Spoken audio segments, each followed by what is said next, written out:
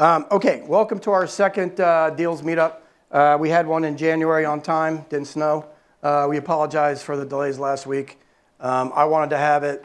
Sam and Ed didn't want to have it, so they won. So we didn't have it. So thank God the snow stayed away.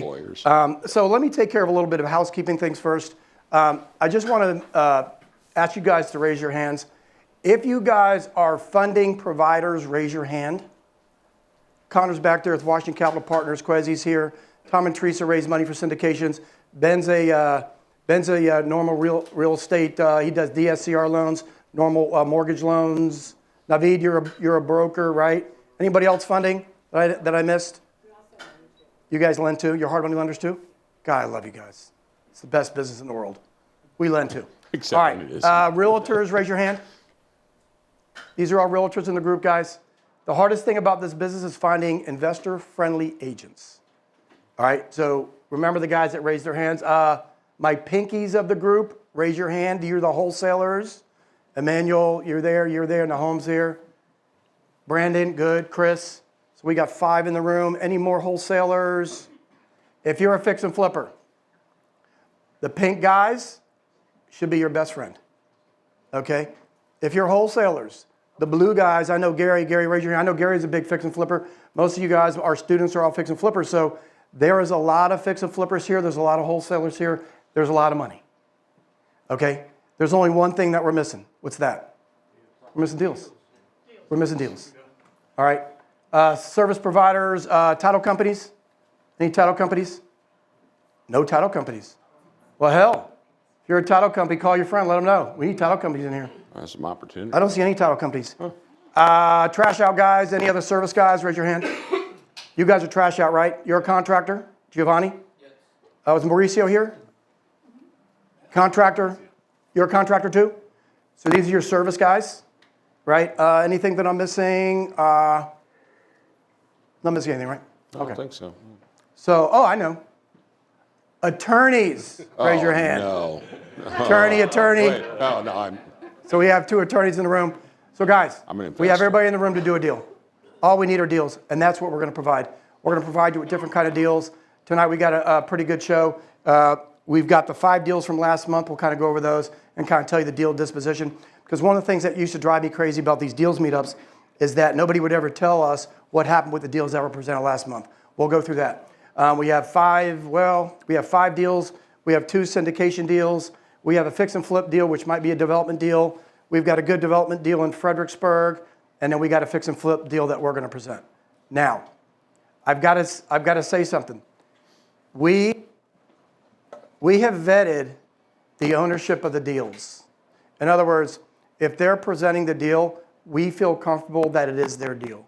They're not making it up. What we haven't done, though, is we haven't vetted the deal itself. So whether it's a good deal, bad deal, we're not the deal police. But what I've done is if you're a wholesaler wholesaling a deal, we vetted it. If you're a bank and it's an REO deal, we vetted it. If you're presenting syndication deal, we know who you are. If you're presenting a development deal, we know you're the sponsor.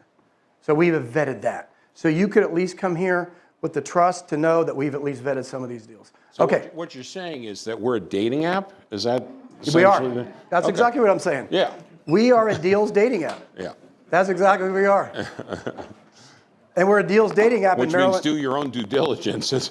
Probably right, so we're a deals dating app in Maryland, D.C., and Virginia. Because you're going to see a spread between, you're going to probably see a few more in Maryland, a few more in D.C., but then you'll see 1 or 2 in Virginia. So yeah, we're a deals dating app. Here's the agenda, right? How many of you guys were here last month? Raise your hand. Oh, good. Okay, so we've got our repeaters. How many of you weren't here last month? Raise your hand. All right. That's actually a lot. That's more than I was expecting.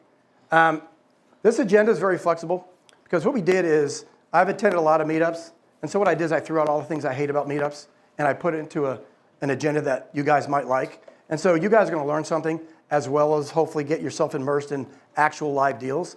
And each time that we do a deal, we're going to do a case study on a deal, whether it's good or bad. And so a lot of times with the case studies, you guys can learn a lot of stuff. So what you're going to see is you're going to see a deal update. You'll see a success story. I don't know if we have any success stories today. If you do, you'll raise your hand, talk about it. Topic presentation. I'm going to do a quick presentation on distressed assets really quick. We're only going to talk about it at a higher level. We'll do a case study on the deal gone good, deal gone bad kind of thing. We'll do our deals presentations. We've got 5, and then we've got an ad hoc session as well. So if you have a deal that isn't formally up here, we will save you a little bit of time to present a deal or two on the ad hoc part. I know that we have a deal on the ad hoc part as well. Mm-hmm. If any of you guys have a deal you kind of want to present, you're welcome to talk about it. I don't have slides on it. You might have another one? 2 others? Okay. So we'll try to get you out of here at 9 o'clock. I can't promise that tonight because we've got a full show. I'll go quick. All right. What is the Clear Sky Deals Meetup? Basically, it's a monthly event designed to bring you guys deals, because what we're trying to do is we're trying to create a community of deal makers. Like I said, we've got a bunch of funding sources here, and you guys are probably laughing at me. You guys are probably looking and saying, well, you guys are a hard money lender too. Well, yeah, that's true, we are, but I thought it's very important to have Washington Capital Partners here. Connor, raise your hand. And so they're probably the biggest hard money gorilla on the block. Their model's a little bit different than ours. They're a broker model, but they also have some loans they keep in-house. We keep all of our loans in-house. We also have a loan broker back here, mortgage guy. So we have money here. There's a lot of damn money here, right? You guys got the money? Yeah, we have a fund that lends all over the country. So she has a fund that lends all over the country. So I would have to say we've got $500 million in this room. WCP's done about $300 million last year. We did between 40 and 50. So between everybody else, it's about $500,000 in here. $500 million, okay? So we got the money. More importantly, though, guys, we want you to come here and build relationships, right? Because our students are also here as well. If you're one of our Clear Sky Education students, raise your hand. Got a bunch of y'all here. So these are guys that are taking stuff from us, how to find distressed assets, how to do their own fix and flips, how to become a hard money lender. You guys got competition, all right? So keep in mind, that's what we're trying to do. We're trying to create a community. Showcase your deals, guys. The way to input a deal, scan it, right? I don't think I'm going to bring up the website, but we'll scan it. And once you scan it, input your deal, it'll come to us, and then we'll just get charged so you guys can present it. So the more that you guys present, the better it is, because this meetup is pretty much for you guys, the community, all right? More housekeeping items. This is very important, guys. You guys got color codes on your name tags for a reason. And so, like I said earlier, the pinkies are probably going to be the most popular guys because those are the wholesalers, right? So these are the guys out there wholesaling deals. If you guys don't know what a wholesale deal is, ask me. I think most of us in the room know what a wholesale deal is, right? Investor-friendly agents, where are you at? Orange. If you need a real estate agent, investor-friendly, raise your hand. Orange, right? Purple is fix and flippers. So you wholesalers, if you're wearing a pink, you better go to every purple person in here, put them on your cash buyer list. The reason why you want a lot of people on your cash buyer list is because not all of us have the same appetite. I can't tell you how many wholesale deals I get every day.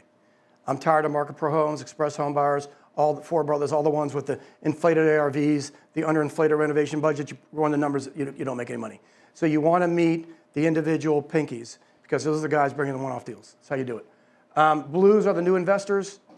You need to be meeting everybody, right? If you're blue, you got to meet everybody. And then the yellows are the service providers, the trash out guys, the contractors. So these are guys you want part of your team. All right. Real Estate Roadmap to Wealth. You know, this is interesting because we wrote a book called The Real Estate Roadmap to Wealth. And what we've done is we literally created a roadmap. And what this is this is a story of us, our investing careers. And so we have fixed and flipped over 450 houses. We've got a big size residential rental portfolio. We've got a lot of commercial assets, and we are also a hard money lender. So what we've got tonight, and the reason why I'm really excited about tonight is that we've got a couple of passive income deals that will be presented tonight. We've got 2 syndication deals. We've got a development deal in the back that these guys are looking for equity investors. And so these can be kind of passive income kind of deals, which really is at the end of our roadmap. So that's why I'm excited about it. Now we're going to have, a fix and flip deal up here, maybe a wholesale deal. And so that's the good thing about the roadmap. So you guys can be anywhere you want on the roadmap. You could be a beginner investor, Nahom, raise your hand, who doesn't know much. I'm just going to say but then you can learn to find distressed assets. You can learn to fix and flip and learn to wholesale it. Build your capital stack so eventually you can do some passive income investing. And so some of these deals might be over some of your guys' heads. Don't worry about it. If you have questions, ask. There's nothing as a bad question, no such thing. All right? All right, Clear Sky. Who are we? I'll go quick about this. This is who we are. We've got a bunch of different business lines. We have fixed and flipped over 400 houses, 450 houses. We've got a residential rental portfolio. We own some commercial assets. We're a hard money lender. We launched the education series. Anything I missed? We're pretty big into the DC, Maryland tax lien certificate market. Ed's a big proponent of that. So we've got 6 different business lines. That's basically who we are. We just wrote the book, Roadmap to Wealth. If you guys don't have it, we probably got a couple copies lying around here somewhere. That's basically who we are. We've done this, guys. And so one of my bright ideas has always been to create a community of investors who are actually doing deals and not talking about it. So everything that you guys hear tonight, the 5 that were presented last week, the 5 or 6 or 7 that are going to be presented tonight, and the case study, these are live deals. This isn't some made up stuff. All right, so keep that in mind. That's who I am. I'm Charlie. I've got a pretty good resume. You guys can read about it on CNN or something like that, but I'm just kidding. I'm just kidding. We all have got good resumes. Like I said, for me, if there's one thing that you take out of here about me, I'm charitable, right? I run an organization called Catholics for Housing, creating foundations for hope. My claim to fame with that organization is buying a dilapidated 60-unit trailer park. We saved families' lives, 50 people from getting relocated. It's a cash-flowing monster. It saved that charity. That charity was going to go under. But it's a charity for affordable housing. So if you guys get to a point where you make a little bit of money, give back. We're in the process of creating Clear Sky Sports Angels. I just gave a few $1,000s to a basketball team called Highland. They're ranked like 15th in the country. They've got a lot of Division I players, but I like to give money. Keith used to coach Potomac High School. Raise your hand, Keith. So Keith needs money over there at Potomac High School. So if you guys can give back, Clear Sky Sports Angels gives back to kids who can't participate in travel sports. So we do that's charitable. So that's me. Next one, Ed Grass, go ahead. I'm the downer, I guess. Any happiness that you hear up there, I will try to find a problem. And while I'm doing that, just to emphasize, as Charlie said, we have tried to make sure as best we can that the people who come and present have some sort of agreement or control over the deal. And you will hear us comment on the deals. If we notice something bad, we'll try to talk about it. If we notice something good, we'll try to talk about it. It's the way that we sort of analyze things. However, again, we have not fully analyzed these, as if what we would do if we were going to buy it would be even more in depth and would be, of course, talking to the person who is here presenting the deal. So definitely do your due diligence, but hopefully at least we've gotten rid of a lot of the chaff. Like Charlie said, a lot of these big time wholesalers are just a mess. And so hopefully these will interest you. Anyway, that's me. That's Ed. Sam?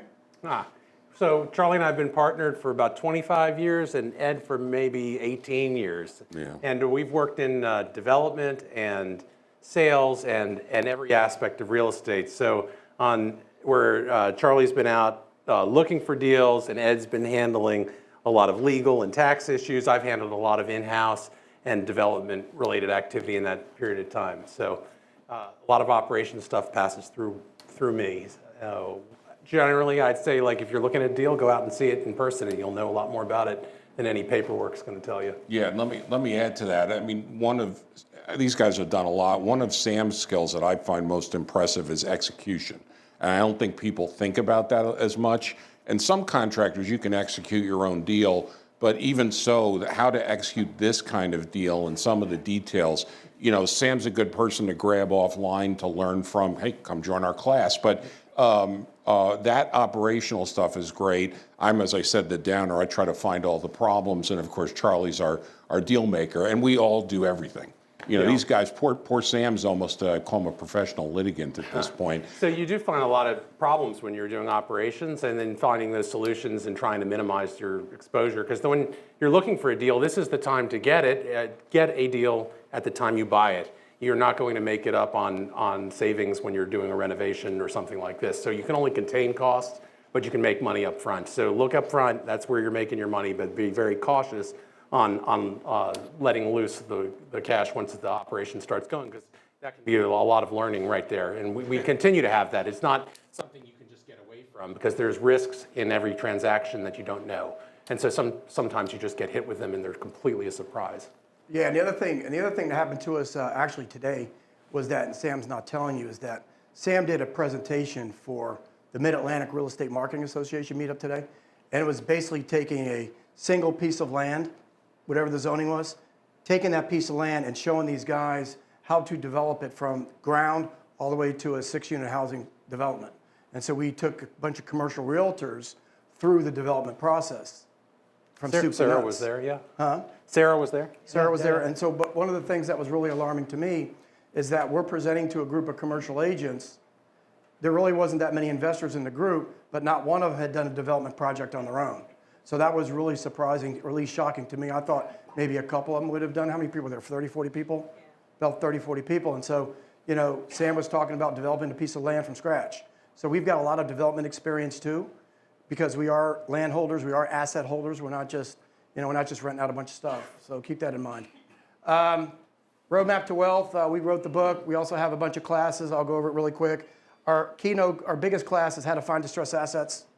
And I'll talk about that on the topic today, but I'll just cover it from an overview. That's how we cut our teeth, whether it's a distressed commercial asset, whether it's a distressed residential asset.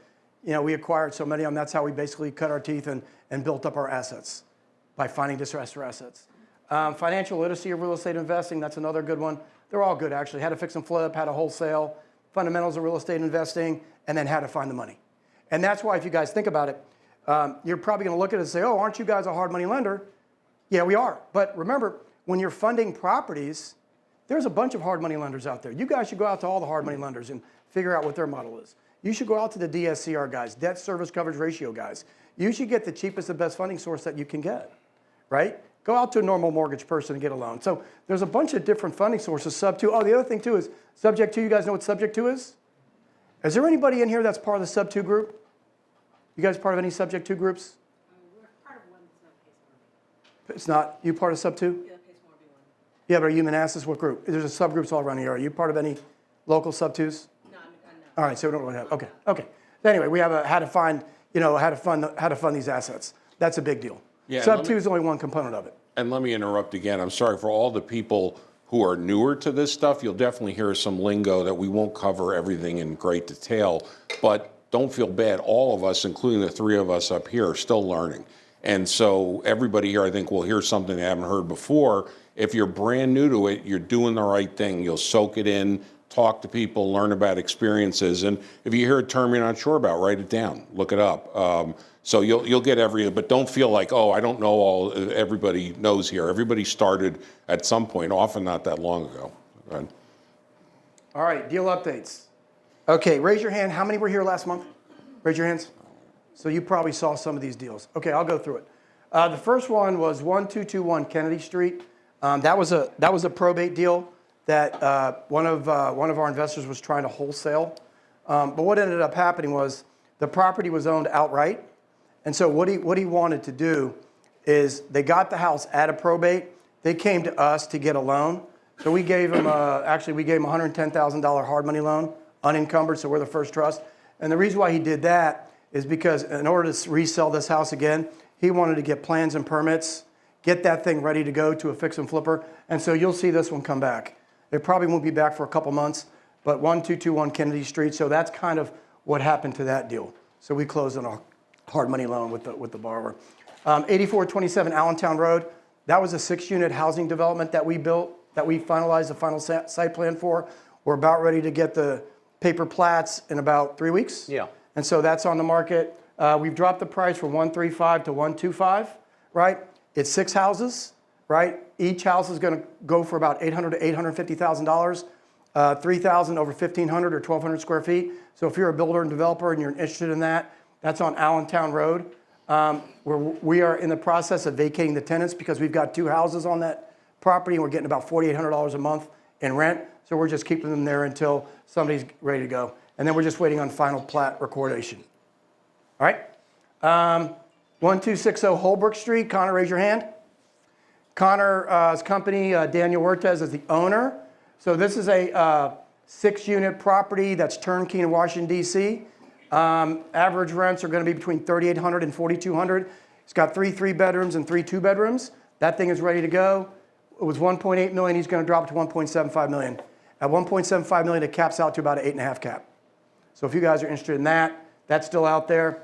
The one on 600 Tuckerman Street, that's under contract, but it's a probate deal. So they got to flush out the probate stuff, and then that will get sold. And then the last one was 1932 11th Street Northwest. That one got sold. All right? Okay, success stories. Does anybody have any success stories from last month? Anybody? Anybody want to volunteer anything? No? You guys are reading too much news?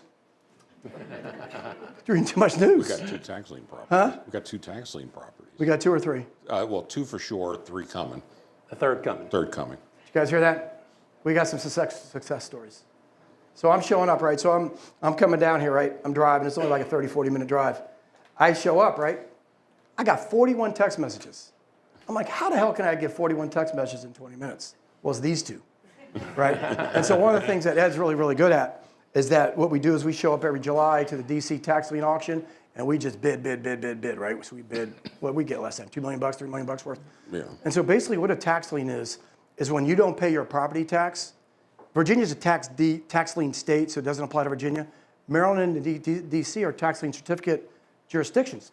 So when people don't pay their property tax, then what happens is DC will auction off the tax lien certificates. We will buy those instruments, and oh, by the way, they pay out Interest, good interest. at. If you do it right, 18% is the max. It often goes down. Yeah. So the booby prize is the 18% return. Not a bad return on your money, right, Mr. Jung? Jung does it as well.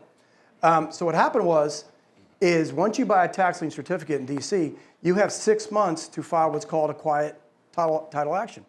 Well, for us, we just found out today that a couple properties that we had tax lien certificates on ended up being the owner. And so what happens is once you own the tax lien certificate, you move to the top of the lien chain. So you become what's called the senior lien holder. So if there's a hard money lender on it, we got to be careful because we don't want people not paying their property taxes, because if somebody buys that tax lien, they move to the top of the lien chain. Okay? So I guess we have a success story. Anybody else have one? Now, for future months, I don't want to be the only one presenting a success story, okay? So we got 2 properties from a tax lien today, and we'll make a couple dollars. All right, next thing, topic presentation. Last time we skipped it because we had a lot of deals. We have a lot of deals this time, but I'll try to get you guys out of here at 9 o'clock. If not, just let me know. Raise your hands at 9 o'clock so we can leave. I'm just kidding. So today's topic is going to be how to find distressed assets. So I'm just going to touch on it, some of the ways to do it. But before we get to that level, you guys have got, if you're going to be successful real estate investors, especially the guys with the dark blue, there's a lot of things that you got to do to be successful. This is not a simple business. If anybody is in here because you think this is a get-rich-quick kind of thing, you're in the wrong spot. This takes time and effort. It took us 22 and a half years to build the assets that we have. It took us a long time. So just like our book, just like Ed says in the book, this isn't a get-rich-quick book, but it is a get-rich-quick. It is a get-rich book. So we started by doing distressed assets. And so one of the things I used to do, and Keith will tell you, is I coached high school basketball as an assistant coach. I was with Andy Gray, I think, about 10 years. I've coached AAU since my son was 16. He's now 32. So I've been coaching AAU for 16 years. And one of the things that I learned, and I think you probably do the same thing with your teams, is that we always had the keys to success, the keys to the win. Right? We were always scouting the other team. We knew what defenses they played. We knew what offenses they played. We knew the starting 5. We knew the next 2 or 3 guys off the bench. So what we would do is we would plot our course to the keys to the win, and we would present it to our players. Well, it's the same thing in real estate investing, right? Keys to success. The number one thing that you got to do is you got to be relentless. And if you guys haven't read the book by Tim Grover, you want to get it. It's called Relentless. The second book that you want to get is Winning. Those 2 books will help you guys out in real estate investing. Trust me. Third book you need to get is our book if you're serious about it. So those 3 books are very important. So Relentless, create good habits, right? So some of our students come to us and they go, hey, I want to take part of your course, but I don't have time to put into this business. I'm like, well, why in the heck would you learn something and you don't have the time to put in this business? So we make these guys put 10 to 15 hours a week into this business, and if they can't commit that kind of time, we don't want them as students. And so you've got to create good habits. The good habits that our students create is they're always driving and looking for dollars. One of our students today is going to close on a deal on February the 28th. She's going to make $200,000. You'll see the testimonials come out. You know how she found the deal? Walking for dollars. Not driving for dollars, walking for dollars in her neighborhood. She found a vacant house.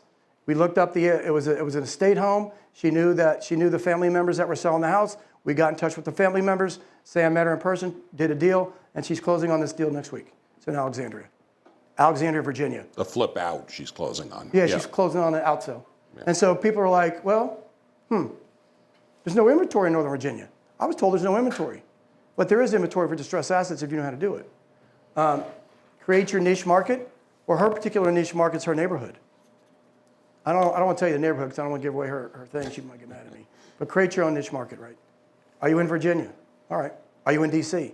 Let me tell you something. If you're in D.C., you better know what the hell you're doing. Same thing with PG County, Montgomery County.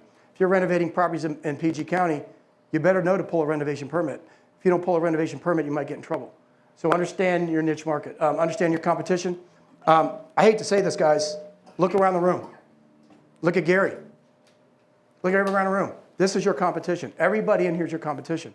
But what you guys got to learn to do is you got to learn to separate yourself from your competition. So everybody that's got a dark blue, you guys are competitors. But that doesn't mean that you guys are enemies. You guys just got to compare notes. Talk to the wholesalers because Gary's area that Gary likes isn't the same thing as your area. You guys can have different areas. The pre-foreclosures and the driving for dollars that you're doing, Gary's not doing the same thing. So the stuff that you're gathering around, Gary doesn't have the same data you got. So we teach people how to separate themselves from all you guys. We're all competitors. Guys follow? Okay. Cultivate your marketplace, large fishing net, right? It's not just about finding distressed assets. It's about people in this room, the pinkies, right? If you're a fix and flipper, talk to the pink guys. If you're an investor-friendly agent, well, hell, you got your fix and flippers right here. You've got your cash buyers right here. You've got their funding right here. So know who these folks are. Understand your competition, separate yourself. We're all competitors. But that shouldn't scare anybody. It's all right. We're all different competitors. Know your numbers, right? We're going to talk about numbers. ARV, after repair value. Know your renovation. Your buying and selling costs. Know your holding costs. The most variable cost that always hurts people is the holding cost component. If you're going to get a hard money loan, right, Connor? You had better execute on your project. Because if you don't execute on your project, it's going to be mine. It's that simple. So you've got to understand your holding costs. And you also have got to keep these contractors, you got to keep them honest. Not that they're dishonest. Whatever their renovation budget is, you got to get them to stick to it. Whatever their timeline is, they got to stick to it. Because if they don't stick to it, they're going to cost you money. And especially if you have a hard money lender. And the last thing you guys got to do, which is why you guys are here, right? ABM, always be marketing. All right, so these are the keys to success. Now, what is a distressed asset? We all kind of know what it is, but I guess we don't. A distressed asset fits in one of four categories. Number one, financial distress, right? What's a financial distress asset? It's a pre-foreclosure. It's a tax lien kind of property, right? It's maybe an HOA lien. I know people who are canvassing the courthouse records looking for HOA liens and condo liens before the substitute trustee filing comes out. I've got other folks looking for judgments. I've got other folks looking for IRS stuff. So one part of a distressed asset is a financial distress asset. Number two, a distressed asset could be conditionally distressed, right? That's how one of our students, Lauren, found the house at Walking for Dollars. The house had been vacant for a year or two. She simply went and skip traced it, found the owner, and we got a deal going. Conditional distress. And I went to another house today in her neighborhood. Falling gutter, garage door couldn't close, shutters in disrepair, overgrown. Knocked on the door. Hey, ma'am, it's Charlie Einsman. How are you? Here's a card. You want to sell your house?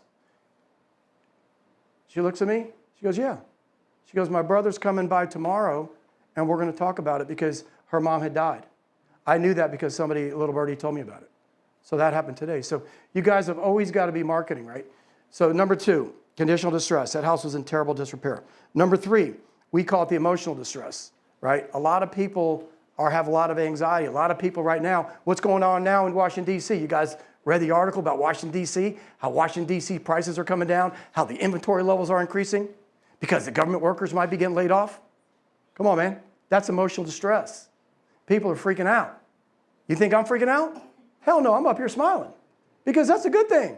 We know this. As a matter of fact, we have watched the D.C. market come down 20%. We have watched the glut of condos going on the market. I foreclosed on 4 or 5 houses in Washington, D.C. Connor, is it fun? Brother, is it fun? Yeah, because we got to take it back and take care of it. It is not fun. Say it again? I love you, man. 25% down in Columbia Heights. How many down in Petworth? 20%. How about Ward 7 and Ward 8, which some parts of Ward 7 and Ward 8 are good? Gone. How about the condos? So guys, we have known about this, but the fact that it finally has hit the news, y'all should be jumping for joy because that means there's opportunities out there.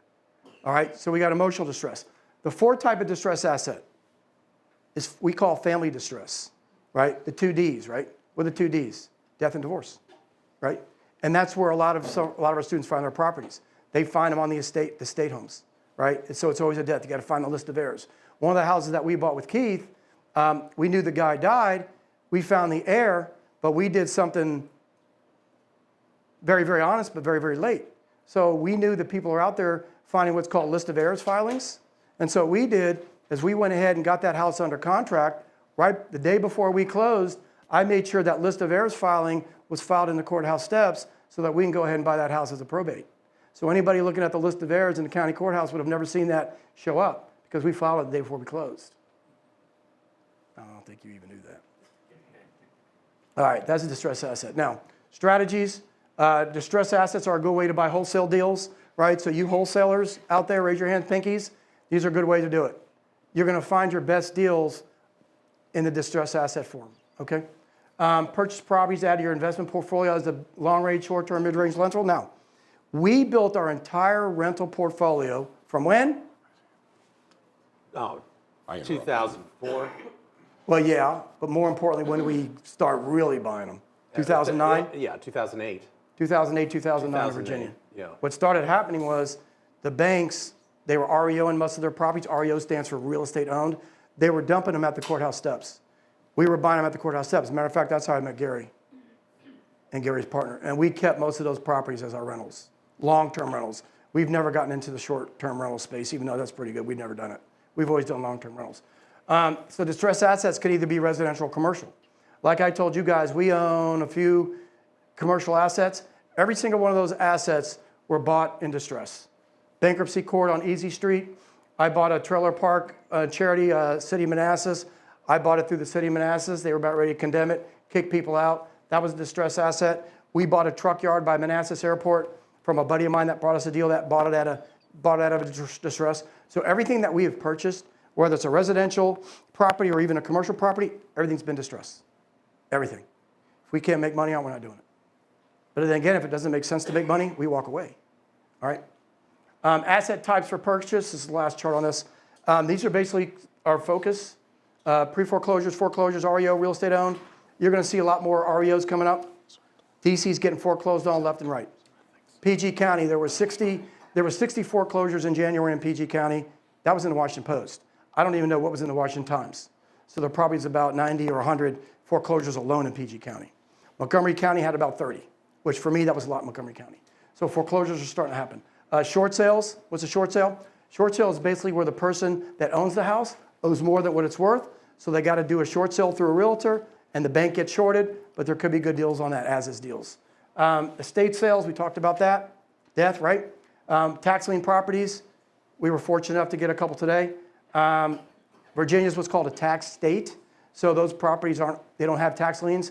They will auction off the property. If you're 3 to 5 years late on your property taxes, they will auction off your property at the courthouse steps. So Virginia's a little bit different. Other situations, the other family, divorce, the hidden market. We know what the hidden market is. The definition of a hidden market means, Jason, your house is for sale, right? Is your house for sale? Sure it is. Jason's house is for sale. There's only one problem. Jason doesn't know it. That's the hidden market. Everything is for sale, guys. Jason's house isn't distressed, so Jason isn't going to take a fire sale deal, but there's a bunch of other people whose assets are distressed who will take a good deal. So keep that in mind. That's the hidden market. That's the definition of the hidden market. Your house is for sale. Do you know that? You're shaking your head. If I gave you $2 million, would you sell it? Yeah, you sell it. Yeah. Thank you. And there's other purchase models too. So that's basically the distressed assets. That's kind of what we focus on. That's all we focus on. We don't have time for that MLS stuff. I always tell my guys, man, I got a phone call. I got to tell you a story. It's a great story. I got a phone call on the way up. It was from a guy, right? He's a loan broker. And he wanted me to give some guy a pre-approval letter for some house that's worth $560,000 in Manassas on Clifton Street. It's in the MLS at $200,000. It's worth $560,000. He calls me up. He goes, yeah, my guy wants a hard money loan on this house. I said, hold on. I said, is this Kelly Martinez? I sent you the text. Is this Kelly Martinez listing? It was. Kelly calls me up. She goes, I got this interesting situation on Clifton Street in Manassas. She goes, the house is worth about $560,000. My client is allowing me to put it on the MLS at $200,000. And I want you guys, Sam, Sarah, not me, I want you guys, Clear Sky Financial, to show up on Saturday, March 1st. The house is going to be on the market for 1 day. All contracts received by March 2nd. I want y'all to show up, have a food truck. I haven't told you this yet. She wants us to have a food truck, set up some booth, and she's going to have 90 to 100 investors through that house. Yeah, I know you're looking at me weird, right? Kelly Martinez, Clifton Street, check it out. The reason why I'm telling you this story is because, guys, the MLS ain't the right place to find houses. 80 or 90 investors through a house that's on the market at $200,000, that's worth $560. Do y'all really want to compete with that? I know Giovanni does. No, he don't want to compete with that. Is there free food there at the? Well, we're supposed to bring the food truck. Oh. I haven't told that to Sarah. Sarah, you got something to do on March 1st. All right, case study. I'm going to go through a real deal that we're doing. We're in the middle of it. But I want to talk about selling disposition strategies first. When we got this deal, there were 3 ways that we could have disposed it.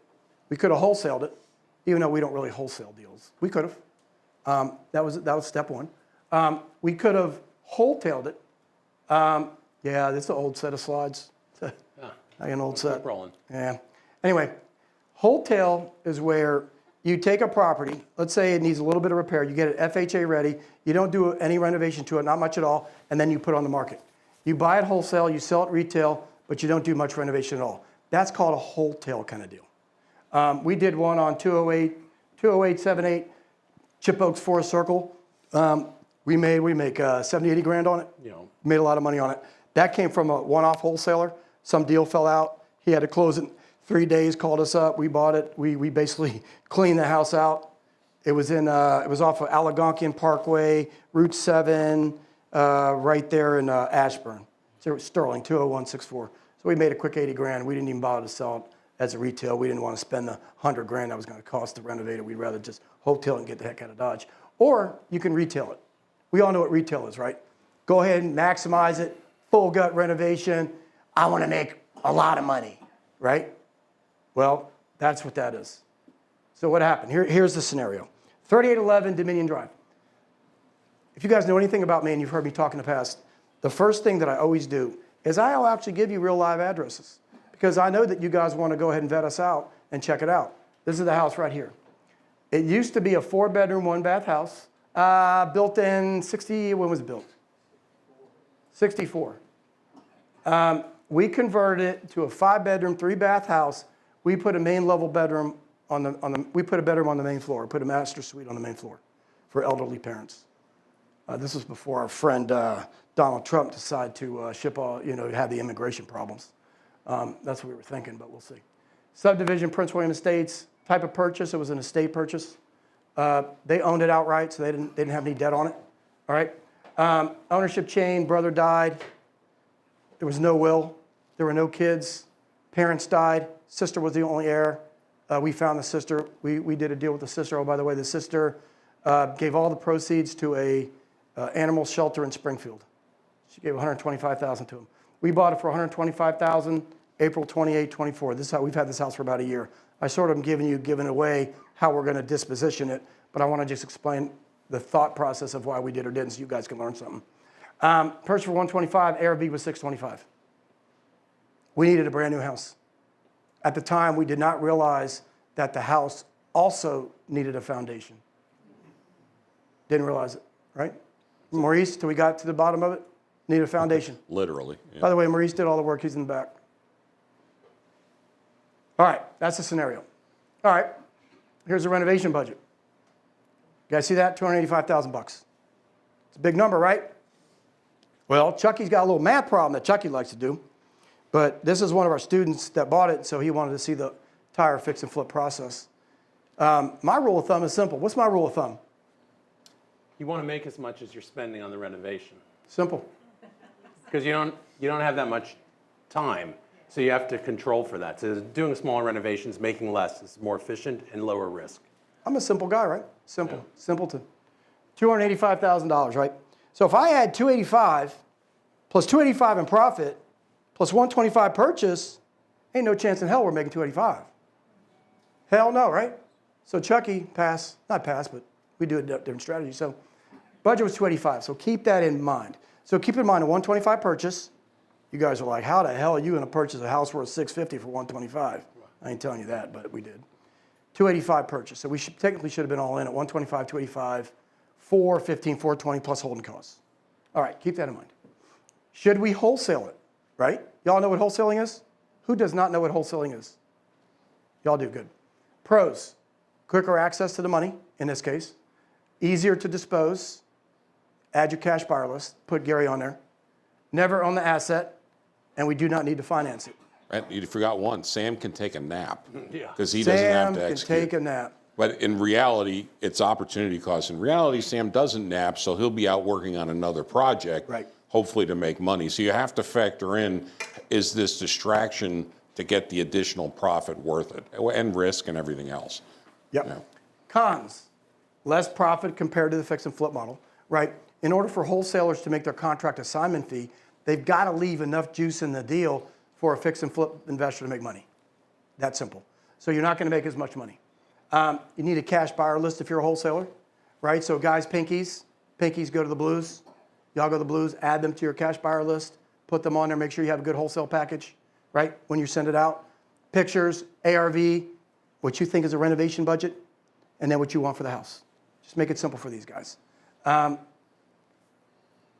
Con, in this particular case, owner was an estate. We had an heir that was really, really tough to deal with.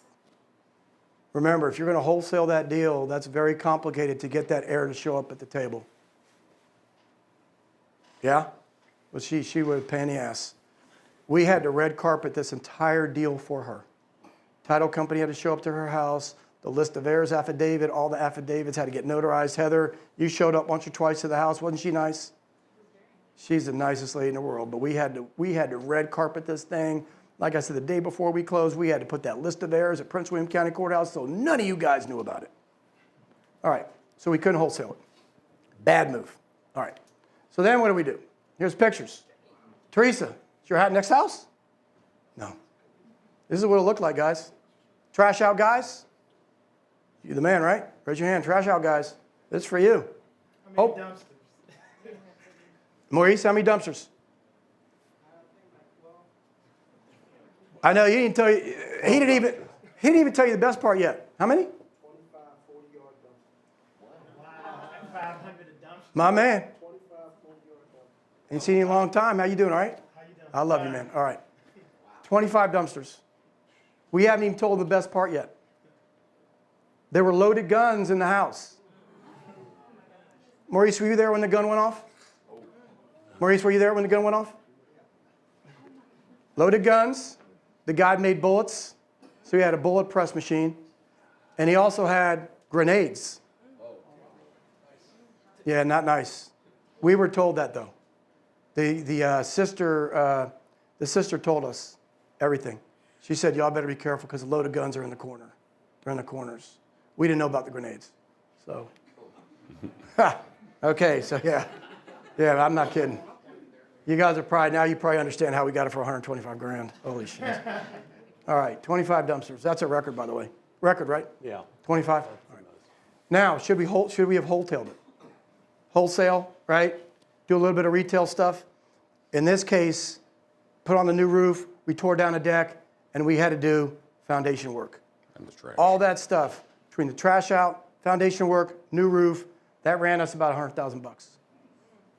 All right, quicker access to the money, right? Pros, easier to dispose, right? I'll show you, we actually put in the MLS.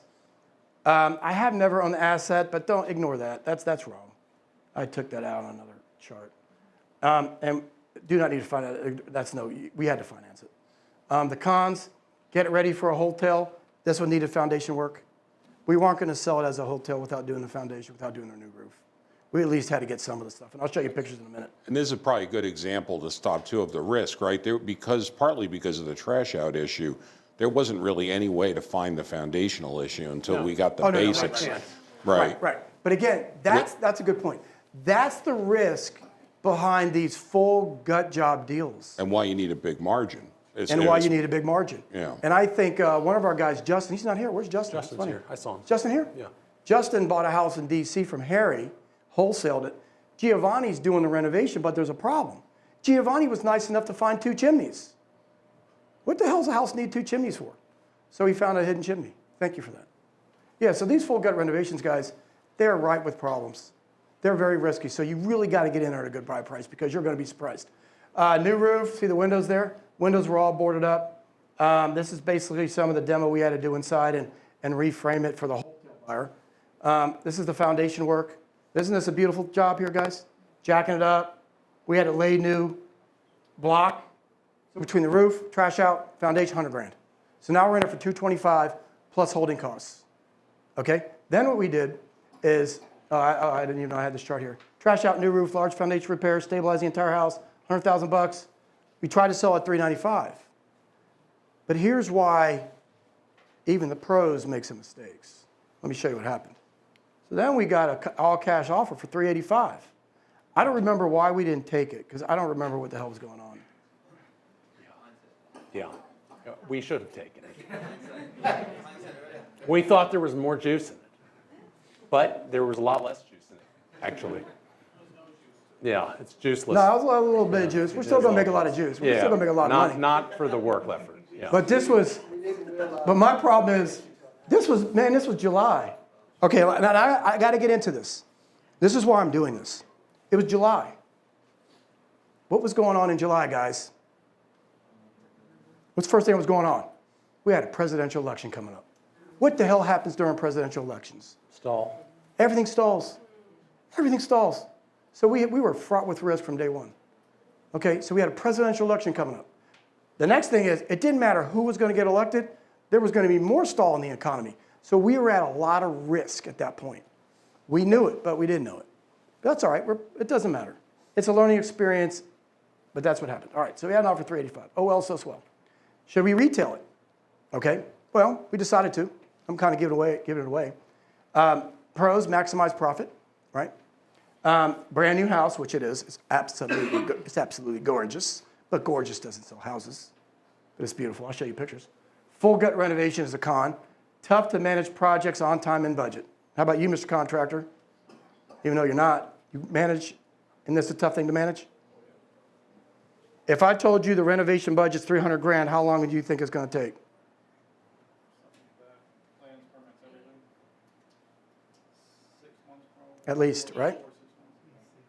For us, it's $1,000 a day on the hard money side. Connor, is that what you do? 300 days?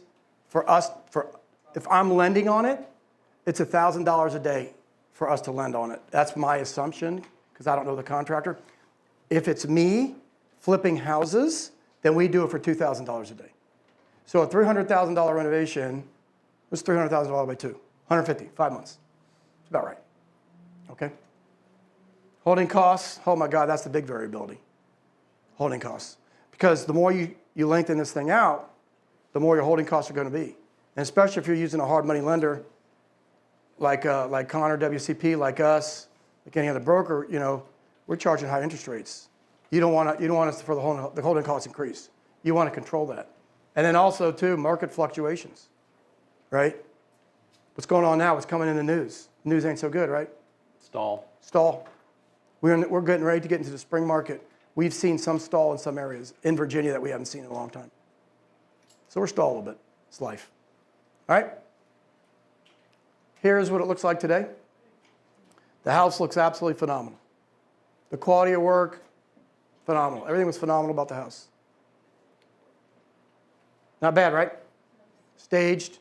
We have a wonderful stager. I don't know if she's here tonight, but No. it's before and after. You guys see that?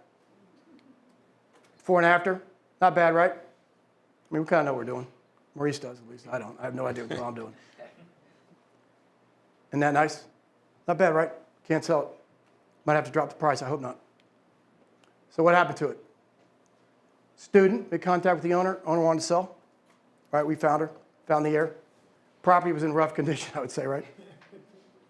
Active listing now on the MLS 6499. We had a stop work order because the time that we put it on the market to wholesale it, I guess somebody from the city of Dumfries found out about it, checked us out. We had to resubmit plans, get new permits. That held us up for how long? 2 months?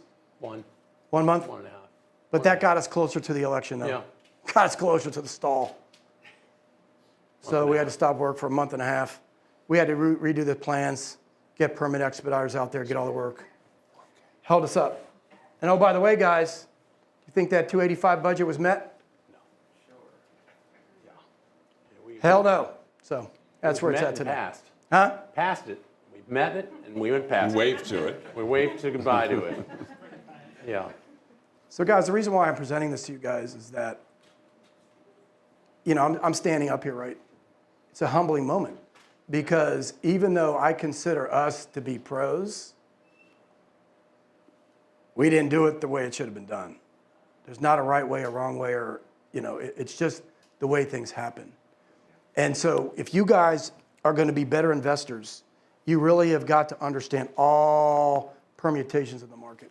One of the things that we do not like to do, or at least I don't like to do, maybe Jackson and Grass Incorporated might want to do this, is that anything that goes longer than 6 months, if I know something's going to go further into the future than 6 months, odds are I'm usually a no.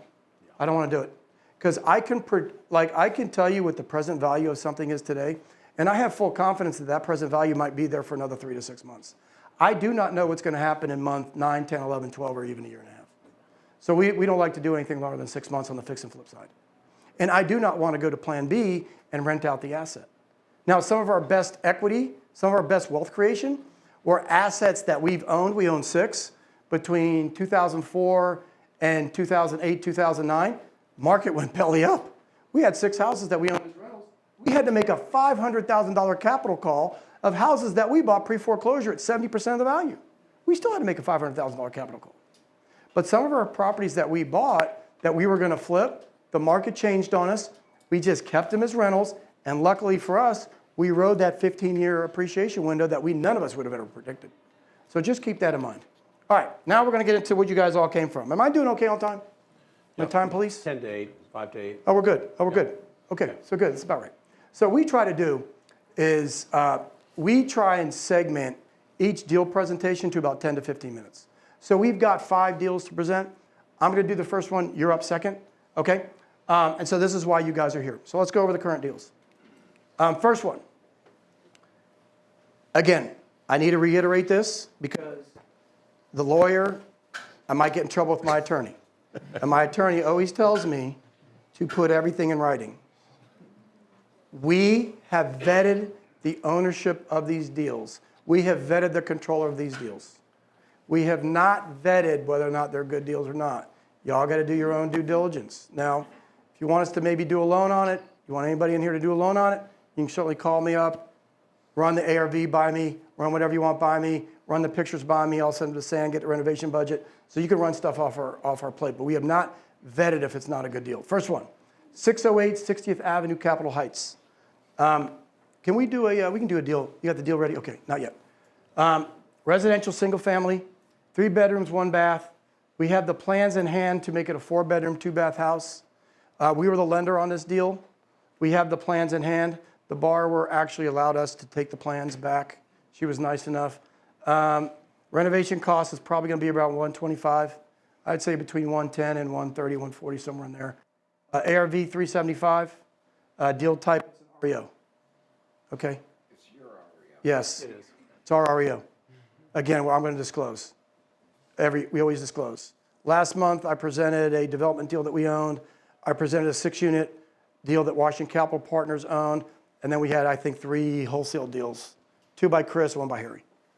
All right? Yeah, we own it. Okay. These are the floor plans. Like I said, we've got the plans ready to go. They've already been transferred to our name. Basic floor plans. Like I said, it's probably going to be about $125,000 renovation. So calculate, keep that in your numbers. Contact. You guys see who to contact? You guys notice something? Call me. My number not on there. Call him. Is that all right? Yeah, it's good. I love you, man. Pictures. Needs a lot. The key to this guy is basement was kind of dug out, so it's going to need lay some cement down there. That's the back of the house. Move-in ready. It's going to need a few dollars. Move-in ready. Is Move-in ready. Yeah. It's for you, Gary. Oh, wow. We did the order in reverse. You're up. Next deal. Come on up. This is Nate. Who's doing it? Who's doing it? Nate, you're doing it? Yeah, we'll each talk about pieces of it. All right. Nate and Jeremiah. If you guys don't know Nate and Jeremiah, they're big in the Fredericksburg city market, the Fredericksburg market. So they have a deal to present, and it's more of a development deal. And so you guys take it away. All right, well, good evening, everyone. We wanted to start with giving you a little bit of background about ourselves. We believe that you want to work with people that you know, like, and trust. And so we wanted to tell you guys a little bit about us. So my name is Nate Dobbins. I've been a real estate investor full-time for about 5 years now. I've done everything from wholesaling, flipping, and been in the commercial space for a couple years now looking at deals. I'm on the board of directors for the Fredericksburg Area Builders Association. I'm also on the board of directors for a 501c6 that we recently started for giving real estate investors a voice in the General Assembly and local venues as well. There are a lot of laws out there in Virginia specifically that are investors have no representation for in those houses. So we're trying to bring our voice to that to help all of us in the area. I also run a Meetup group in Fredericksburg. We meet monthly. I've been doing that for almost 6 years now, so that's been great. Currently, the way this deal came through, I consult for a boutique private equity firm out of Fredericksburg. We've got an SEC fund that does M&A work on government contracting companies, so we buy them, scale them, and sell them. We also have 4 restaurants under management. This deal, if we are able to pull it across the closing line, the closing mark will be our first properties. So they brought me on to help stand up the properties division of that company. All right, Jeremiah. Thanks. Thanks for having us, Charlie, Sam, Ed, guys. Good to see you all tonight. I'm Jeremiah with Core Lot. I'm a second-generation builder and developer. I came up, 19 years old as a handyman and progressed through home improvements and got into design-intensive work. We bought the first lot in 2015 and started building from there. Realized the biggest challenge was finding the deal. That's why we're Core Lot. And so now we primarily work on spot lots, residential developments, and some light commercial. All right, so a little background on this deal. It's 2 individual properties. In Fredericksburg, in the downtown Fredericksburg area, there's 2 main thoroughfares. These 2 properties are 2 of the 4 corners of the literal heart of downtown Fredericksburg. Sorry. You're good? I thought we had pictures in there. I think that was the other slideshow we were looking at. So total 46,000 square feet of retail currently. Both buildings have a main floor and then a basement. One of the buildings, 925, also has a 3rd story. That is just some offices and stuff. It's not open to the public currently. The overall idea for the property, our highest and best use that we've come up with here is to take 1001 Caroline Street, keep about 3,000 square feet of it retail, and then turn the rest of it into condos. 5 to 7 condos, depending on how the architecture and engineering lays out. And then for 925, we'll keep the 2 floors of retail, and then we're going to go up and do 2 stories of apartments. The apartments are by right. The condos are largely by right. We'll have to do some waivers, I believe, but the city is all about the project. So we're under contract for $6.5 million currently. We're still pretty early. Closing is set for April 4th, so obviously we're still going to have to do a lot of engineering, architectural work, but there's a lot of meat on the bone for these projects. It's a full redevelopment project, so the current owners they have a bunch of properties in town. They don't want to do anything with it. They're trying to move some of these older assets that they have, so that's why they put it on the market. Next. Yep. So these are some floor plans for the buildings. This is the basement and then the main floor. And then this is the other building. One of the great things that I like about these buildings and this deal in general is that both of these buildings are largely just concrete block and steel. Current tenants are antique stores. So basically, there's 70 different vendors in each of those buildings. One selling T-shirts, one selling old coins, that kind of stuff. So the interior, there's not walls, right? You saw the pillars. It's an open shell basically. Once all the people's stuff is out of there. So this is a basic layout of the numbers of the deal here. So under contract for $6.5 million. Right now, yeah. So tax assessed value. So they're both tax assessed total around $3 million. And you can see we're doing the condo conversion there. We've got some cash flow coming in. The idea for 925 is to flip out with some new tenants in that retail space. The current tenants are only paying about 10% of market rate. We've got our projected build-out costs here for the condos and the apartments. And this is what we're projecting our ARV to be for each building. We're looking to do a year for permits and engineering, and then another year for construction. So once we do that and have it reassessed, we're looking to do a cash-out refi by the end of year 3. Okay, so how is this going to work? So you're going to be all in for a certain amount of money. Yes. You're going to sell the 8 condos, Yes. right? Yep. Pay down some of the principal of that loan. Yep. And then what are you going to keep as leftover? The apartments and then the retail piece? Yep, we'll keep the whole building. That is the 2 floors of retail and the apartments, and then we'll keep the 3,000 square foot retail space in the condo building. We'll also have to do a condo association for those condos, so we'll own and manage that and get some fees that way as well. Now, is this a by right use? Yes, all by right. Okay, so a by right use means that he doesn't have to go in for a zoning change. Yeah, no rezoning. Yep. And that's the big thing about this deal. And so how long do you think you'll get a site plan? See. Yeah, then one of the major risk mitigating factors of this deal is that the contract is going to be upon construction plan approval. So we'll have all of our approvals That's good. and probably accelerate the cost timeline with construction costs immediately as we close. Okay. So then your total all-in amount is 6.5 plus 3 million. So you need about 11 million total, right? 12 million total? Cash, yeah. 12 million.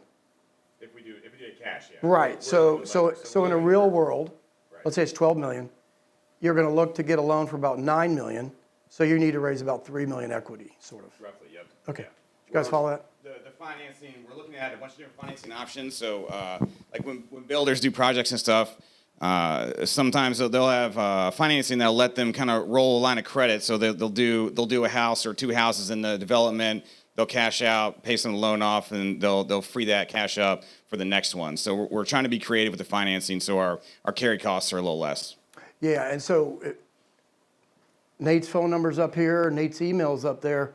So I know the other thing too that these guys got, they actually have I think you still have a pro forma you have, right? Yes. Yep. Send a pro forma. So if you guys are interested, take their contact information down. And it seems like they need a $3 million raise. Okay, and the rest of it's going to be financed. So keep that in mind for the long term. That's the question I had. What's your ideal ask? Are you looking for a single investor, a syndication?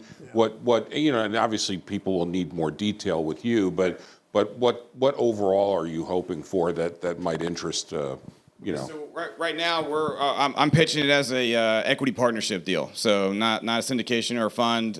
You'll have ownership in the project, so you get all those tax benefits as well. And we're open to multiple structures too. So, I mean we're trying to get the deal done. We think it's a great deal, so we're open to working with investors and seeing what works for both of us. Yep. All right. The one investor we were talking to this morning, the lady who had is the person from Turkey at the Marima. We'll have to get that person in touch with you. Yep. Yeah. Yeah, and I just want to add that, the primary strategy with the condos is to have some flexibility where maybe it's, pre-sale deposits, pre-sold condos, even, CP money. And those condos can be adapted to include retail with residential above it. And there's a lot of flexibility with that. Yeah, I mean, for you guys, the key to this whole thing, though, is that it's a by right use. So they're not going to get hung up in a zoning change, which might cost them a year or 2 years. It's not in the 5-year county comp plan. So once they get their, the value of the project, believe it or not, is when that final site plan is approved. I mean, they're creating the actual value on the approval of that site plan. Yeah, this is a key thing we talked about last time is always trust but verify, right? I've seen people, you can go online and get a site plan. Is it really a site plan? And to have an actual approved site plan, to have a contractual right, you want to see that, but that, like Charlie said, is what adds the value. And so unscrupulous sellers will tell you they have that value, and then they don't really. So you have to analyze that. And you wouldn't necessarily think that's where the big money is. You would think finding it is key, and it is key, but getting that paperwork done, because then when you have it for a contractor who can just take off and run with it, it's so much better. You don't have that developmental time risk. Yeah, and last but not least, also too, if your guy's going to vet out these kind of deals, right, the most important thing are the sponsors, right? And so these guys are both good sponsors. Nate's the money man, so he's good at raising money and putting these deals together. And Jeremiah is a developer himself. So you actually have people who have feet on the ground that you should have confidence that they're going to be able to execute. So that's really, really important that when you vet these deals out, that you guys know and understand who the sponsors are. And so these guys were nice enough as sponsors to come and present their deal. And so. And I would say the ARV as well. When we were starting to talk about doing this deals meetup, we had seen a very slick looking presentation of a syndication. And all three of us, we just happened to say, what do you guys think? And all three of us had the same reaction, which is the ARV numbers were unrealistic. It was a great project, but and they had some numbers, but we could tell enough. There's nothing we would want to look underneath the hood, but that's what you got to do. What is supporting these numbers? Because, and I always talk about incentives. Whose incentive? A wholesaler obviously has an incentive. Even subconsciously, they want that ARV to be high because it justifies their wholesale price. The numbers, when they change, make a big difference on what the potential reserve is. So again, even if you're the most honest person on the planet, you see with rose-colored glasses sometimes if you're trying to put this deal together. So unfortunately, part of you or part of your group has to be mean like me and really look under those numbers. Well, why is that? Or what is this about that other? And I'm not saying they don't have time to do that tonight. It's not like there's a problem or anything. But in terms of that kind of diligence, is that, and part of it is the reputation is certainly is important as well.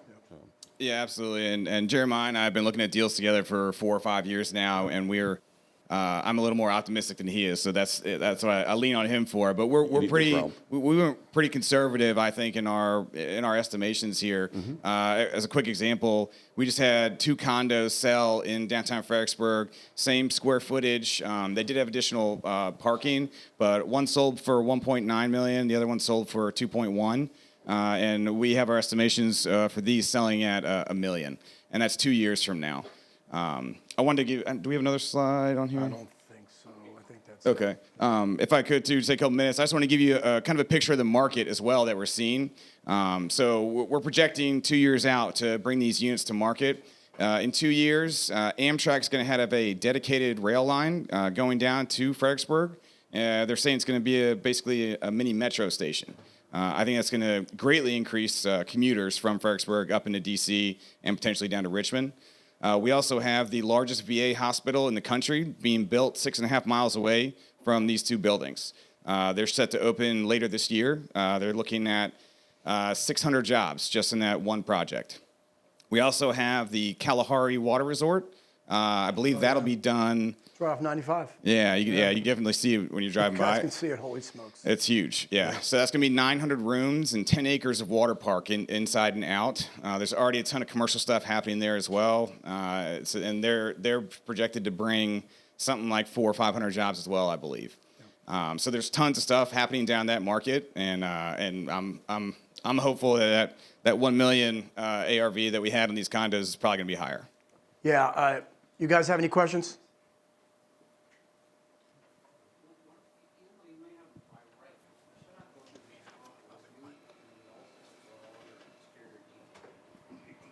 Yep, absolutely. Yeah. So there's downtown Fredericksburg is packed full of historic buildings. So we're very familiar with ARB. We know most of the people that are on the historical review board. And like I mentioned quickly in the beginning too, that the city building department is totally about this project. The owners have had these buildings for 30 years. The city's ready for them to be redeveloped. All right. Well, thank you guys. Appreciate it. Thank you. Glad you guys Appreciate showed up. Thanks. Okay. Next up is Brandon. Yes, sir. All right. What's up, everybody? My name is Brandon Hatchett. I'm a realtor with Samson Properties, and a little bit about myself. I make a lot of cold calls. On the low side, I make around 500 cold calls a day, so that's actually how I got this property. So I have this under contract. I'm looking to assign it to an end buyer. Long story short, to be fully transparent, I would say it's a full gut or a tear down, for sure. Like, I actually walked the property. It's vacant. If anybody would like to see it, I can give you guys the lockbox code. Yeah, once you go in there, you'll know what I mean. Like, on the outside, it may not look as bad, but I'm letting everybody know it does need a lot of work. So it's a 3-bed, 1-bath. Above ground square footage is around 1,600. And another thing to add. So with this sale, 3 additional lots will come with it. So 4 total lots. And out of the 4, the 2 bigger ones are buildable. From what I was told, I would have everybody, do your own research. But the comps, as is, the comps that I got was around 600 to 650. As far as a tear down, there was a couple of comps that I found. They were around 1.2 to 1.4. So it really just depends on what you're comfortable with. If you're comfortable with doing full guts or tear downs or a new build constructions. The renovation cost, I would say on the low end, 80 to 100. I'm not 100% sure, but that would be my guess. Asking price is 430. And as far as closing date, I have about like a month. I could get an extension if needed, but I think that's about it. Do you have any information about the other lots, about the use or the zoning or any of that? Or that's something you'd obviously expect the buyer to handle? 100%. So Yeah. from what I was told, I actually had one of my mentors, he's a builder.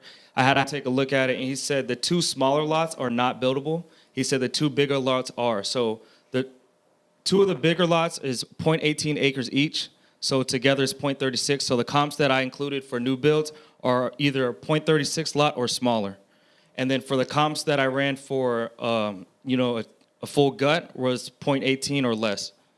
So if you have any questions, I can send you a Google Drive with everything in it. And then if you have questions, you can just chat with me. And then I also have my business cards as well. So if you guys want, the lockbox code, I can share that with you, and then we can go from there. Any questions? Can you repeat also, because we only have the one mic, repeat the question? Lot dimensions, right? I don't know exactly, but acres was 0.18, 0.18. Yeah, I don't know if it's. I can try to find out for you, but off the top of my head, I'm not sure. So I see that there's a listing agent required on this property too. Was this on the MLS or? So how I found this was off a cold call, like completely random. The lady basically told me that she was previously under contract, what she thought was an investor, but it was a wholesaler. And I guess he had it under contract. He had it listed for around like 480, 490, and he put it on the MLS without her knowing. So I think she signed something that gave him permission to like post it on the MLS. But once she got word of it, she wasn't happy. So I was actually going back and forth with her for like a little over a month, And then she called me and she said she had other offers, and she just decided to go with me. So I'm gonna try. That's another thing too. So she got this at an auction at $400,000 a couple years ago. Long story short, what happened was she had a tenant, never paid rent. He ended up having to get evicted. It was over a year. Like, he was in there. He completely destroyed it. Like, to the point where like he kind of went out of his way to destroy it. You know what I mean? He was like one of those type of guys. So, yeah, I think that's it. All right. Thank you. That's good. All right, cool. All right. What do I do with this? All right. Before we move on, I want to give you guys a short, quick lesson. Let's say if everything was, let's say there wasn't 4 lots, there was just 1 lot. Let's say the lot size was 0.482 acres, right? The first thing that you got to do is look at the zoning of the lot, okay? In this case, it's zoned R2, and we're in Virginia. We're in Fairfax County, Virginia. What R2 means in Fairfax County, Virginia, is you could put 2 houses on 1 acre. Okay? So this is not what's called a by right use to put 2 houses on there. The next step that you need to do is you need to go to the 5-year, 10-year county comp plan to see if they're going to increase the zoning of this particular piece of property. So right now, just looking at it from face value, if you're going to tear this house down, which I think is probably the right play once I show you guys the pictures, if you think you're going to go in there and get 2 houses out of it, I don't think so. I'm not sure. Because you got to look at that 5-year county comp plan. Maybe it's an R4 zoning or an R6. Okay? But R2 in Fairfax County means 2 houses per acre. This is 0.48 with all the 4 lots. So I think you're only going to be able to get 1 house. I could be wrong. But if you guys are interested in this deal, call Brandon up. He's got his cell phone number. Is that the right number? Email address. All right? So thank you. Because, guys, it's not easy for these guys to come and present their deals. You know, I don't know if you've talked in front of a big audience before. It's not simple. So to have you come up and do this deal, you have a lot of courage. So thank you very much. All right, moving on. I don't even know what's next. Pictures of the house, probably maybe a tear down. I don't know. Haven't seen it. And now we're on, I think, Tom, right? Tom, you're going to present? All right. So I will go away. Oh, you need the microphone. Here. You want this side? Okay. Yeah. Hey everybody, I'm Tom Rivenbark, and it's my beautiful bride Teresa. We've invested in single-family homes. We still have some that we manage ourselves. We've also done some GP, LP, KP, and JV investing in a bunch of commercial real estate, everything from self-storage to multifamily, shopping centers, RV parks. So we've been doing a little bit. And a lot of the stuff we've done more recently has been syndication, but we're also pushing more into the lending side and always looking for some fix and flips as well. So I want to talk about an opportunity here. This is in Lehigh Valley, Pennsylvania. This will be a syndication. How many people here know what a syndication is?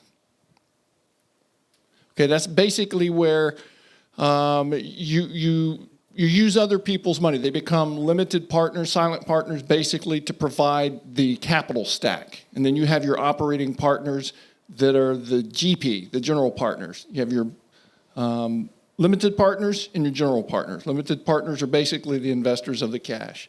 So this is an opportunity in Lehigh Valley, Pennsylvania. It is industrial flex space. It's currently, you could put 3 different, it's flex space because you can divide it up. Currently 1 tenant is in there and they're using the whole place, but you could split it into 3 pieces. The tenant that's in there now currently, their lease will be running out in 2026. They have bought a ton. I've never seen so many solar panels in my life. They buy them from overseas. With the tariffs and stuff coming, they bought a whole bunch of them and they have to have somewhere to put them.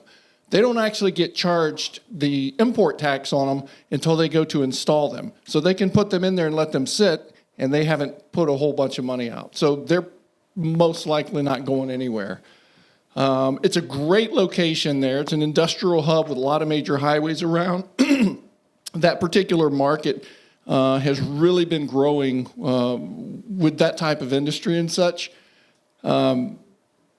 Storage units like this are in high demand up in that area, simply because they need that storage space and it's just too costly to build new. So they're looking for opportunities to even take old shopping centers and things like that, convert them into storage. Purchase price $6.75 million. It's 56,500 square feet, pretty large location. The lease is below market. It's been going up about 5% annually, but it is below market. With it expiring, it's an opportunity to kind of relook that. The cost for them to move that stuff out probably is more than it would be to pay a higher lease. So they're real confident with that. There's some adjoining parcels that are for sale off market as well, one of which is an ideal spot to put a bunch of gravel on and some fences and a place for people to park trucks. They need a place to park trucks. It's a highly industrial area up there. Plan is to do a refi at year 3 with 100% return of capital. It'll be an 8-year hold. It cash flows immediately. It's already cash flowing. The IRR will be at 21.63%. It's about a 2.38 equity multiple at year 8. And then there's your returns. The first 3 years, when you do the refi, the plan is to get the capital back to the investors. So for those 3 years, your cash on cash will be averaging about 8.5%. But after that, you stay in the deal till it ends at like year 8, but you're in for free. Okay, it's unlimited returns after that. So this is a picture of the property. That building in the top left up there is also for sale, and then there's the big lot area. This is not what's in there now. This is what was in there before, but this place is literally just full of solar panels. It's a 506C, so you got to be an accredited investor, and it closes next week. So if you're interested in opportunity like this, we need to talk tonight. And how much money are you trying to raise? I think we're almost ready to say, I don't think there's maybe $300,000 left. Okay. Yeah. Is there a debt component to this or just an equity raise? Yes, 6.25% interest. Okay, so the debt component, and then can you explain to the folks in this room what the IRR means? Because I think a lot of these guys don't. So that's the value of, you can take an ARR, which is just a straight line. How much did you make on your return over the whole thing and average it out? IRR takes into consideration when you got the money and the value of money over time. Money today is worth more than money tomorrow. So IRR is a calculation that you can use to kind of indicate where does it sit on that scale. So that's an internal rate of return, right? Correct. And then that is for the full life cycle of it. For the full life cycle, that's including correct. the equity gain. Correct. Okay. So you guys know that. Correct. And then everybody understand what an equity multiple is? I'll just explain it. Equity multiple is if you put in $100,000, when all is said and done and you've gotten your cash flow and your money from the sale, you're getting $238,000 back, 2.38. That's total return, you're saying? Total return. Interest, everything. Right. And like I said, the best part about this deal really is that refi at year 3 to get your capital back. The velocity of capital is important in this business. Gives you a chance to take that money, put it into something else. Now you're making money off 2 different deals on that same stack of dollars. And there are the pictures.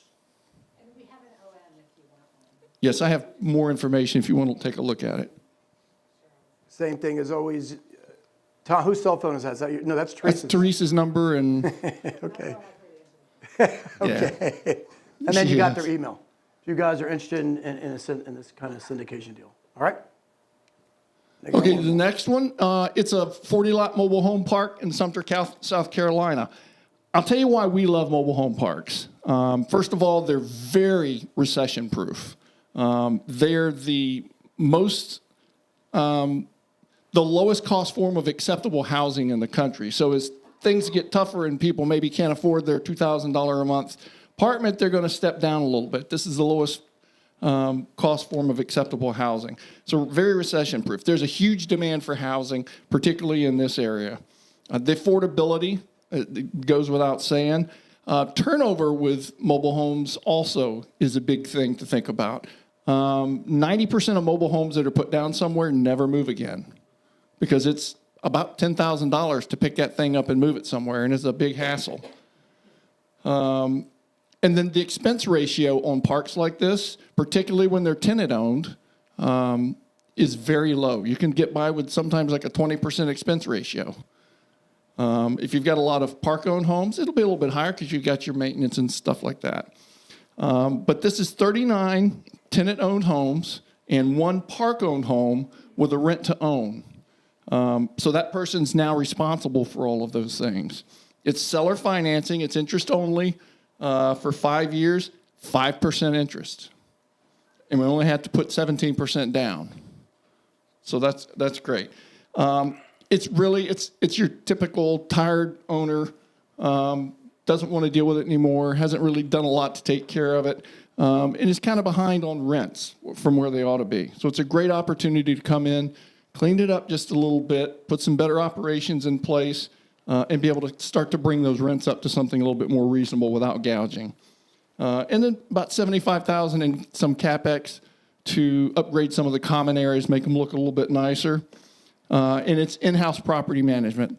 This particular team, we've invested in we're partners with them on 5 parks, 5 mobile home parks right now. They've done 17 parks total, and 2 of them have gone full cycle. They're just really good at this. This is all he does. They're also local to South Carolina? Yes. They live down there.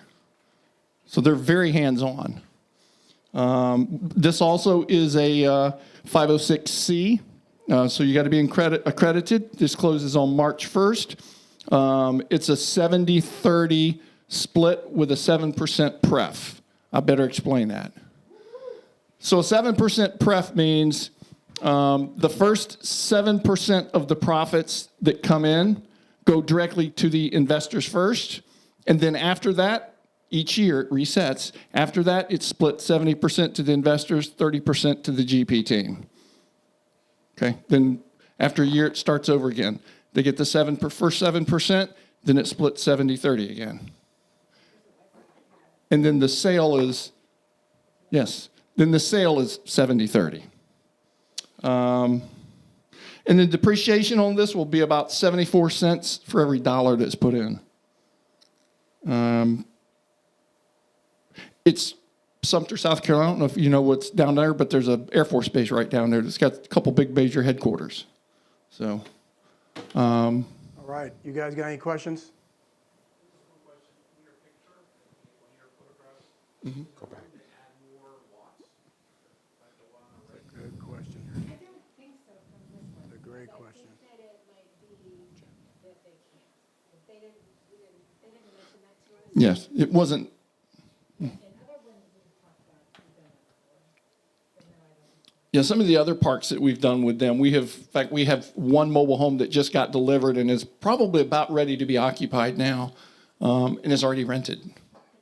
So that's great. But this particular deal, a lot of these things sometimes are on septic, and there's only so much the septic can handle, and they won't allow anymore. So, but yeah, there's plenty of useful land there. You could put in a few amenities out there in the middle. Got a question over here? Yes, what's 506 credit? Okay, 506B and 506C. That's for 506B can be a non-accredited investor. A 506C deal is accredited investor. What is an accredited investor? You have, as an individual, an income of $250,000 or more, Joint 400. or as a married couple, $400,000 or more Per year. per year. Yes. Or you have a net worth of over $1 million, not including your personal home. And really what it's about, and it's with a lot of syndications, it's that they want to make sure that you're sophisticated enough to understand what it is you're getting into when you're getting into a deal like this. Then the 506B non-accredited, that means you don't have to meet those criteria. But the difference being, if this was a 506B, I could not be sitting here talking to you about it because I cannot advertise it. It's against the SEC rules. I can only advertise a 506C. Now, if I know you and I have an existing relationship with you, then I can talk to you about it. But I don't have that with all these people. So this one just kicked over to a 506C within the last couple days. So fortunately, we're able to talk about it. All right, good. Thank you. Great. Thank you. All right. So I think one of the things we want to do, especially with that last deal, bring it up, huh, is we want to talk about this a little bit and vet it out and kind of show you guys how to evaluate these trailer parks. Okay, good. So what he didn't tell you, which is pretty important, is that when you're investing in a trailer park, they don't own the trailers, they own the lot rents. And so there's 2 models to owning trailer parks, lot rent model, and you own the trailers themselves. The lot rent model is the best model to have, okay? So if you get an opportunity to own a trailer park, okay, that's the best model to own. In their particular case, they have 39 rentable, right? And they have 1 of them they kind of own, but it's a rent-to-own scenario. So they've got income coming in on the 39 and the 1. So keep that in mind. So whenever we like to analyze these deals, what we do is we look at them from a 1-month pro forma. So we take a snapshot in time of the month, we run the numbers, and we get this thing called a net operating income. I'm not really going to run the exercise on this trailer park because he already has net income kinds of numbers. With the we got a pre and a post. I think $81,000 is what its NOI is right now, $67.55 a month. But when they increase the rents, it's going to go up. Go with that second tab real quick. And then when they go up, they're going to be at $177,000 a year, about $15,000 a month. And so then what happens is we don't care about the debt service yet when evaluating these things because all depend upon the net operating income. You divide it by what's called a cap rate, and that tells you what the value of that trailer park is worth. All right? So what you want to do is, let's say a cap rate is, let's say I have what's called a 10 cap, right? If I have $1 million and I want to earn $100,000, I need to buy something at a 10% return, a 10 cap, right? If I only wanted a 5 cap, then I'm expecting to get $50,000. So that's what the word cap rate means. It's a capitalization rate. And so the way these trailer parks are trading, I know this because I owned a 60-unit park through Catholics for Housing in the city of Manassas. And the way these things are trailing, guys, is they're trading, once you get it performing, I don't know if you know this, but they're trading at what's called a 4.5 cap. That is incredible. Because trailer parks that are on lot rents are the preferred asset types right now for funds. They have trailer park funds all around the country. And so if you can get that thing performing, they're going to increase the NOI based upon increasing the rents. Then what happens is the value goes up exponentially. It doesn't just go up, bit by bit. It goes up a lot by increasing the rents. And the interesting background, I think, the real world as to why you would have a cap rate that significant is the relative risk of the investment. So that, it's a relatively, in the grand scheme of things, if I'm investing money and there's a lot of risk, I might not do it unless I get a 20% return. But then you have to think, when you analyze the deal, is this income stream safe? What are the risks? And the experience, you deal with the legal risks and everything else, usually supports that with this sort of situation. And of course, as Charlie just started to say, if you get in with that solid number, well, now anything you can do to increase that net operating income is really going to result in additional value to the property. And so depending on your ownership interest, you may make a lot of money on the sale. You may make a certain amount of interest every year, but there may also be a capital return at the end. Right. And so one of the things that we really didn't explain that well, I'll be quick, 2-3 minutes, is that we talked about a term called the net operating income, right? What we're doing is we're putting together a spreadsheet of the income, the expenses, and we calculate this thing called NOI. That is always before debt service. So in this particular case, it's a very simple model. You got pad sites. I didn't do the numbers to their rents because I don't know what the rents are. So in this case, they have 39. They have the income rent to own. They have one that they're receiving payments on. Actually, they're probably receiving 2 payments. I don't know if you are or not. They should be receiving the payment to purchase the trailer, but then they should also be receiving the lot rent payment. So even though when the rent to own is over, they're just converting it to a new owner, but they're still going to be paying the lot rents. Okay. Then they're going to have some late fees. Could be blended late fees. Usually late fees are 10%. I don't know if you guys are due on the 5th when the rents are due, but a lot of times, let's say it's $600 a month rent. It might be due on the 5th. If it doesn't come in on the 5th, you charge them the extra $60. So then they have that. So that's what their income side looks like. Ignore the numbers because that's basically the trailer park that I have. I didn't really change the numbers because I didn't really have their particulars. But then the next thing you need to do is you need to get an expense ratio as well. These things are very simple from the expense standpoint. You have real estate taxes, so we have property taxes. We have maintenance. In this case, I didn't see too many trees. On my trailer park, we have a lot of trees, so we have a big tree expense. Theirs didn't look free of trees, but they might, well, it's in South Carolina, so you probably don't need to do snow removal. So the maintenance on this is pretty limited. You might have some landscape. I don't know what else you're really spending. That's it. Roads and that's it. Do you have a water bill? Is it a common water bill or is it each unit? Water bill, it looks like it's city water.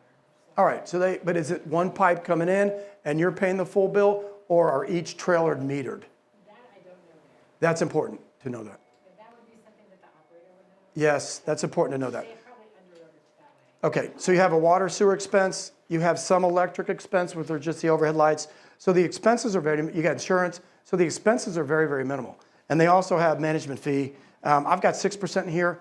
I don't know what you're doing. Some trailer parks will have one trailer manage the entire park. They don't pay any lot rents. I don't know what your model is. We pay 6% on ours. They have in-house property management, so they do it all. Yeah. Just because they're in the state there. Yeah, they're good, simple. So the income's simple, the expenses are simple. The NOI is just a difference between your income and your expenses before debt service. And that's basically the way you evaluate a trailer park. Take the NOI, you figure out, this is monthly, so you would times the NOI by 12. You get a certain amount of profit number. You divide it on with however much money you want on a cap rate, and that's whether you determine whether or not it's a good enough investment. Simple, right? All right, thank you. Thank you. All right. So the next thing is, we have some ad hoc deals that I think a couple people want to present. So I think, Chris, do you want to do an ad hoc deal? Not today. You're sure you're not going to do it today? Does anybody else? Yeah, I do. You got one? So we have another, Come up, or microphone. also, it's adjacent to. Hang on a sec, just to get you a mic. I have to pull it up, hold on.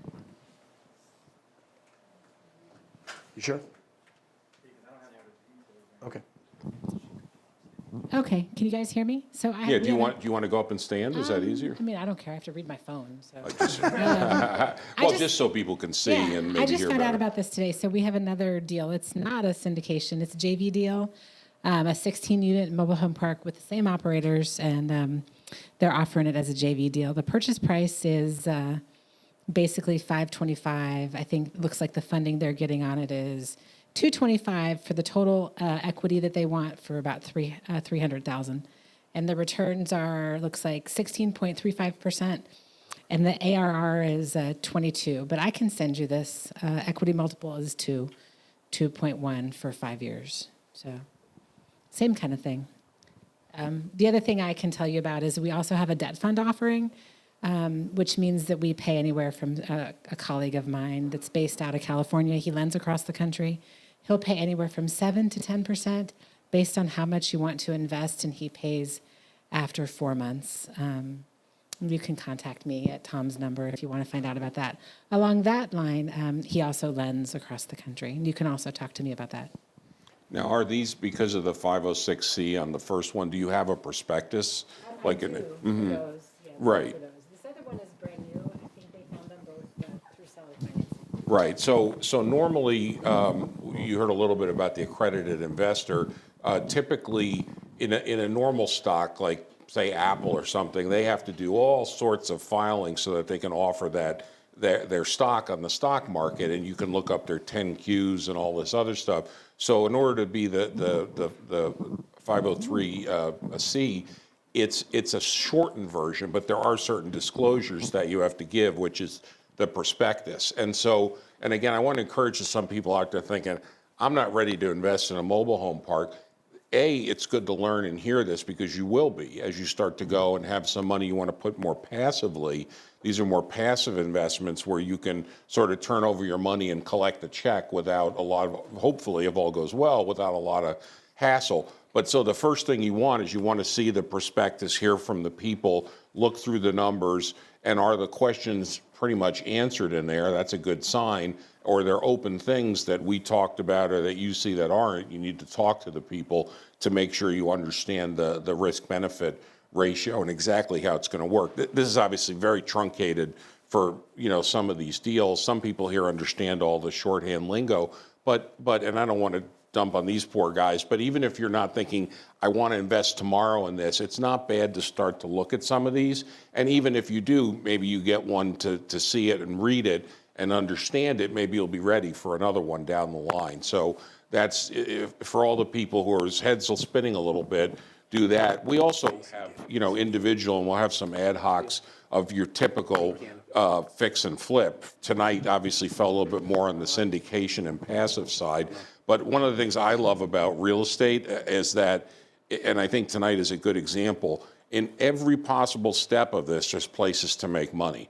We talked about the wholesale model. Wholesaling is one place you can make money. Wholetailing, full fix and flip, buying a property and then syndicating it or getting investors. So the more you understand about that entire life cycle, wherever you find your niche to make some money, you can expand from that. If I understand the whole life cycle of real estate, here's where I'm making money, here's where future people will make money, so that I can, set up the property for that purpose. So, most of us probably start with the more local, small fix and flip, but pretty quickly you can get to this sort of thing. Now, does anybody else have any ad hoc deals? Oh, we got a lot of hands now. Holy All right. smokes. All right. Thank you for this opportunity. I'm working on a project. Who are you? Introduce I'm yourself. sorry. I'm Anthony McDuffie. I'm with Real Estate Wealth Investors. We are a real estate realty company, investment company, training and consulting company. We fix and flip houses. We wholesale deals. And right now I'm working on a community subdivision with a total of 56 houses we planning to build, develop out. Some of them we're going to do rent to own. Some of them we're just going to sell them off. And some we just going to have for investors. And we are looking for individuals to come in as limited members, equity members. We're going to do a 7% pref annualized, and we're going to do a 35% split of net profit annually. So Your phone number is? my phone number is 202-491-0404. I do have some business cards with me, and I'll put in the request so I can present, please. Oh, great. Okay, Great. fine. Right. I do have the paperwork put together. I just don't have copies of it All right, just yet. submit it next month. Yes, sir. No And problem. where is it? It's in Salisbury, Maryland, Eastern Shore. Okay, thank you. By the college? Yes. Good. All right, that's Ooh, important. yes. All right, anybody else? Nice. You got one? Hi. So I'm Emily. I'm with Phase 2 Strategies. We're a small investment group.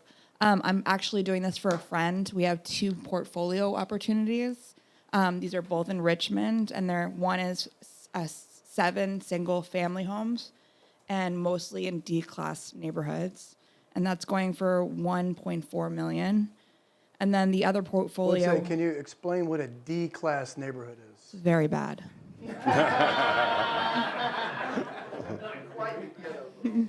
Okay. Not as good as a C, I would say.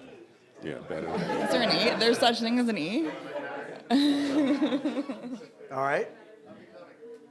And the other one is 8 single-family homes, and this is in a good neighborhood. I don't actually know what the class is, and that's going for $1.85 million.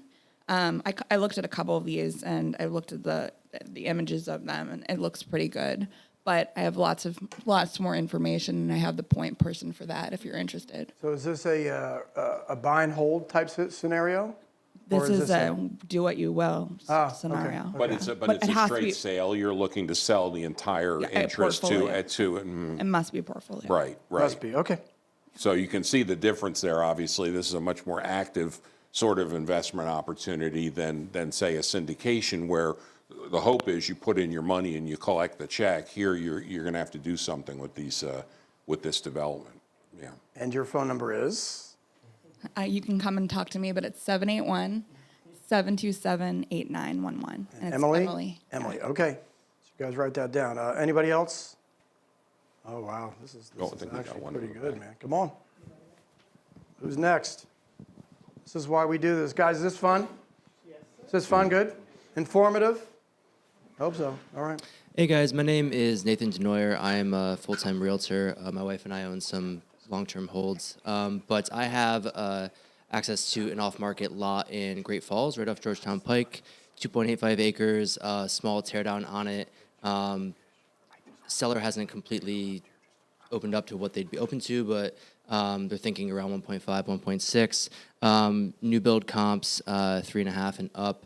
So looking for a developer, custom home builder to partner with, and then I list it in the back end. Is the lot subdividable? I don't think so, no. Okay. Is it in an RPA? I don't know what that is. It's all right.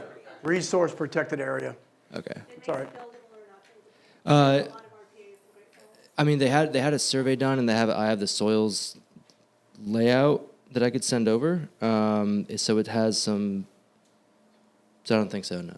So this is, of course, the lawyer's part. I don't think we talk nearly enough about the lawyers here, but this is, and there's been a couple tonight where a strategic use of attorneys can be good. You know, if there's something about, say, this deal, and you're asking all the right questions, you know, RPA, land use, whatever, that's the kind of thing that a land use lawyer can answer. A, that's not me. B, it's also not me, but there are lawyers like Jung and other people, or their law firms. You can go to and you know, purchase some advice about it on some of those. Whether it's the seller who might want to have that ready, or they're saying, "But yeah, I'm getting this question a lot. Maybe I'll pay a land use lawyer $3,000, $4,000, $5,000 to answer some of those questions." That's it? And well, I'm trying to be positive. That's the pot. I'm trying to help the lawyers out, Charlie, which may grow. But if you go from a basic information, is this a buildable lot? You may be able to get from that, maybe an architect.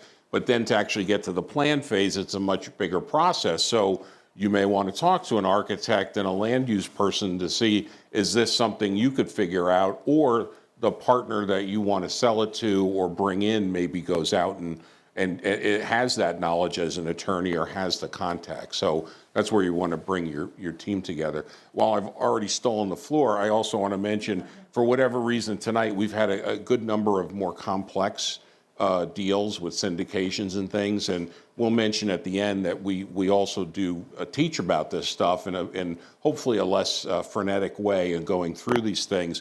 And again, you can do a lot of self-education, get prospectus and read it. But if you're really interested in going after distressed properties, we also offer a more, detailed look at these things. And part of what we do, our students can tell you on the call, is pick some of these and go through them in a lot more detail and a lot more detail in the distress. Anyway, more sales if we have people. Phone number. 571-361-1841. And I have a stack of business cards in my pocket. I can All right. Either offload, someone to just buy it, and then some builders I've reached out to, have their own brokerage. I'm okay with just being a buyer agent on it, but prefer to list it as well. Okay. Anybody else? I think we've got one more. You got one? Okay. And then I think we got one, right? 85 Darrington. Yeah, we can talk about Darrington. 85 Darrington is All right. one we have, yeah. Yeah. Hi, Tommy Carino. I have an off-market property. It's a single-family home in Augusta, Georgia. It's 2 miles from the Augusta National Golf Course. We've got the Masters coming up. It's a 5-bedroom, 3-bath, 2-car garage, almost 3,000 square foot home. Selling price is $425. ARV is about $520, $525, somewhere around that range. I would say, work on it. What kind of condition? It's so I just painted the inside. We were going to do a short-term, mid-term rental on it. My operating partner had issues, so I got offloaded. So All right. if you guys are interested, my number is 703-819-9251. Question?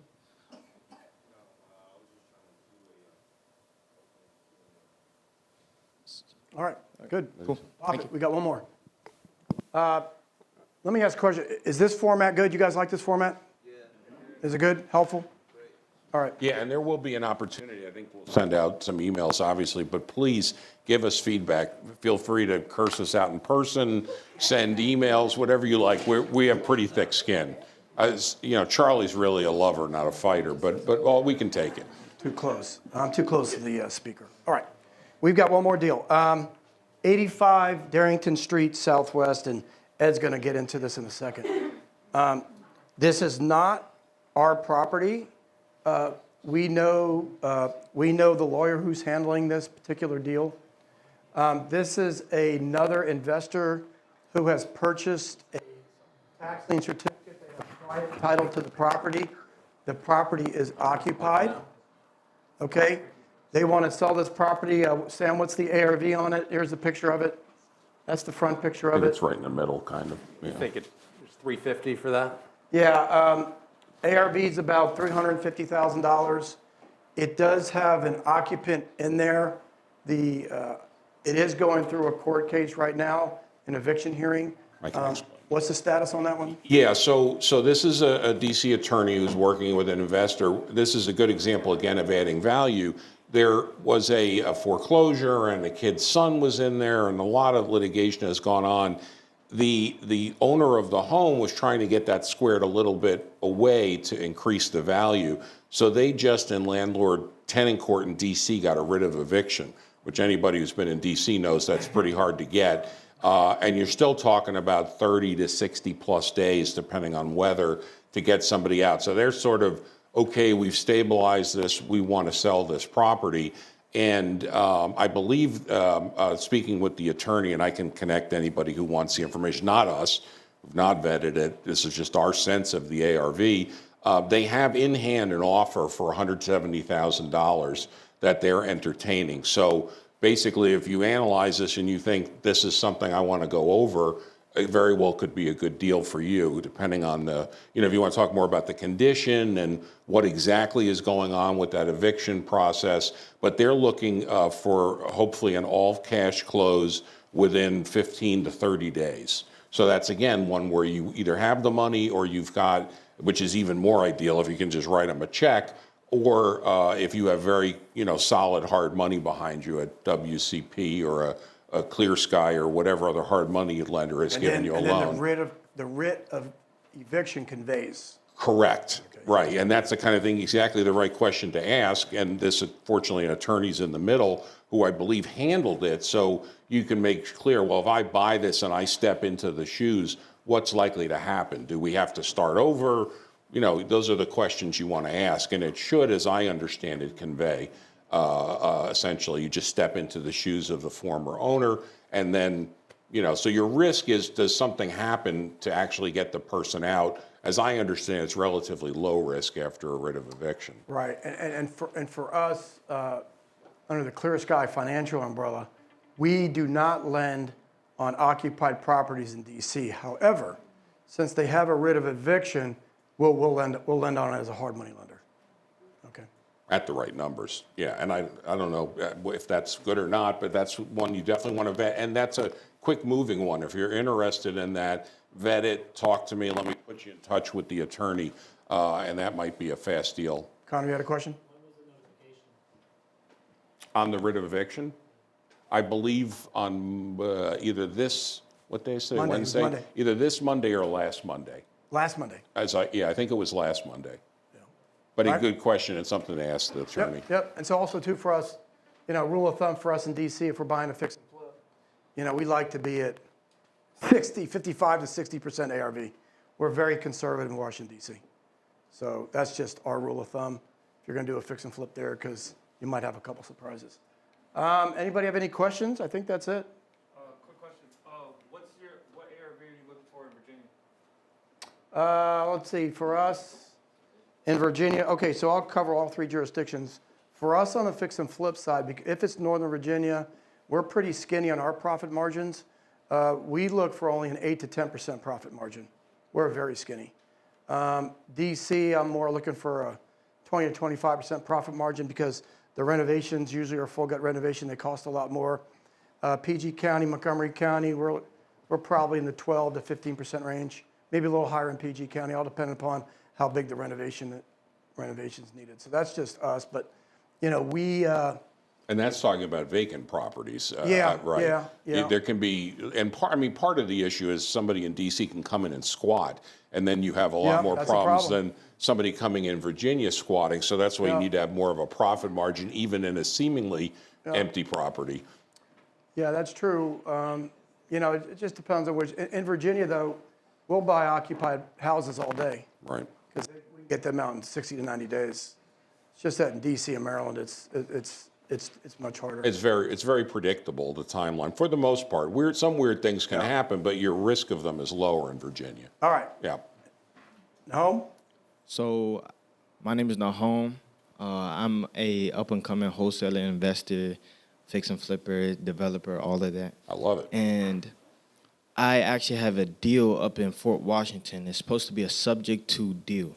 It has about a 4.1 interest rate, and It's a great deal. The homeowner is in a very distressed situation. She's actually going under pre-foreclosure. And I'm trying to help her out by, getting the property, getting it fixed and flipped, and having her come back as a renter rather than just, giving it to somebody else or anything of that sort. So if you guys are interested in a property, in a subject to property actually, in Fort Washington, let me know. I have my phone with me, and yeah, What's your you number? can, Give us your number. 301-300-4336. Thank you. And this is a good opportunity, sorry to be the lawyer again, to mention that we've talked a lot about wholesaling. Remember, there are issues that can arise with wholesaling. As typically is generally the case, Virginia's a lot simpler to do a wholesale. You still may have relationship issues. There's a lot of details to work through. DC, similar thing. There can be issues. Maryland has some rules that affect, legal rules that affect wholesaling and some of those issues that you'd want to make sure you understand.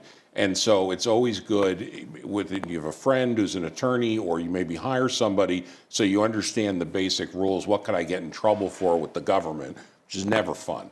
Maryland can be a little wonky, but again, with the niche issue, if you do that research and you do that learning and you know how to deal with it, there's a lot of people who say, I'm not doing Maryland, I'm not doing DC. But if you know the neighborhood and you know the rules, that's where you can get some good deals. So I don't say to shy away necessarily from something that's complicated. Make sure you understand what you're getting yourself into.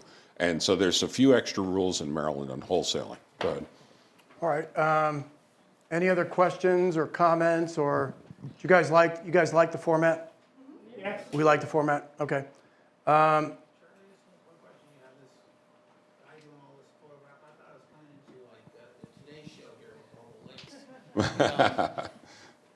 Is any of this going to be recorded that we could actually watch it again, or is this something you're just going to use for your own? No, it's all being recorded. It'll be what, on YouTube? YouTube long? Yeah. It'll all be recorded. So we'll definitely have clips up, and at some point, I think we had a slide somewhere. So being here, you may be aware that you may show up in one of these clips or uses. The first deals we have is on YouTube right now. Yep. From last month. We have a Good. bunch of shorts with like the highlights and everything on Charlie's Instagram. Make sure to follow it. At Charlie Ironman. Great. Yeah, and it'd be I great. think it's up Send to here. your friends so they know what they're getting into time-wise and interest. I think a lot of people will enjoy it. Yeah, it's the LinkedIn, Facebook, whatever.